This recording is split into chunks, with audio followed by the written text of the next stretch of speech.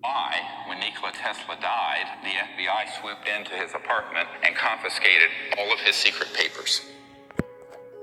How do I know this? I have a document from the Department of Defense demanding that the FBI turn them over and names them for what they are, the secret papers of Nikola Tesla. This is not an urban myth. I have that document. It came in this cache of documents I'm talking about.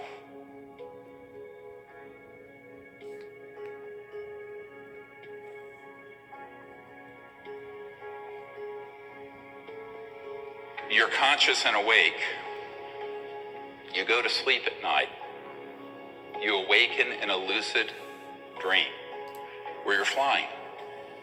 And that dream ends up being precognitive. You see something that happens the next day or the next week or the next year. This is a lucid precognitive dream. How many people have had one at some point in their life? Most humans have, although most scientists won't admit to it because they don't want to be discredited. Just like the Aboriginals had dream time as a routine way that they communicated at night in Australia. You know that story. And that's how they would know what to do the next day. They'd meet a friend in the outback and they know where to intersect at some remote area because they did it during their dream.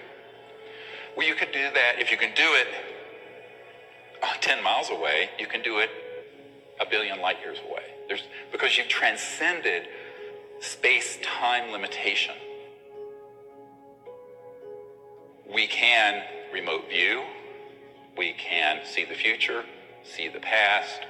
And of course, the masters and the rishis of old could teleport, materialize, dematerialize, etc. So all conscious, higher intelligent life forms have the ability to manifest in ways that an interstellar, transdimensional extraterrestrial civilization can. This is lesson number one. It's a hard lesson.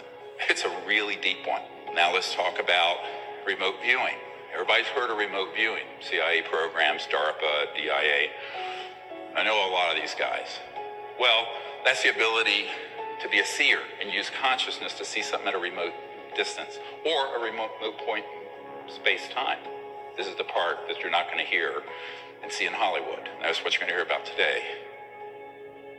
Is actually a level or a structure within the architecture of consciousness and non-locality where everything can be known, past, present, future.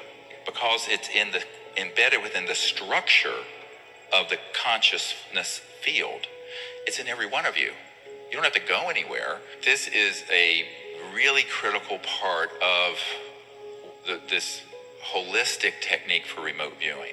I don't particularly recommend the ones that have been military-based, the so-called, the scientific remote SRV. I like the approach where you develop the understanding and experience of deep consciousness, understand that that consciousness is omnipresent, and that at a quiet level of the mind, when you're deeply quiet, you can enter into this field of consciousness.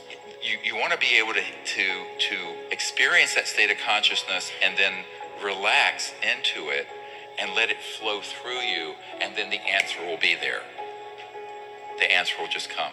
Now, there are many ways to do it. The meditative state, and then going deep, and then relaxing and allowing it to be seen. That's one way. Dream time. I mentioned this before you went to bed. It was getting late. I would have gone more into this. You're asleep, but as you're going to sleep, get a journal, keep something by your bedside, and begin to affirm to yourself that you can have lucid dreaming, be awake within the dream, and you can travel to places and know things in that state. You can begin to practice that on a nightly basis, and as you do it, it'll begin to go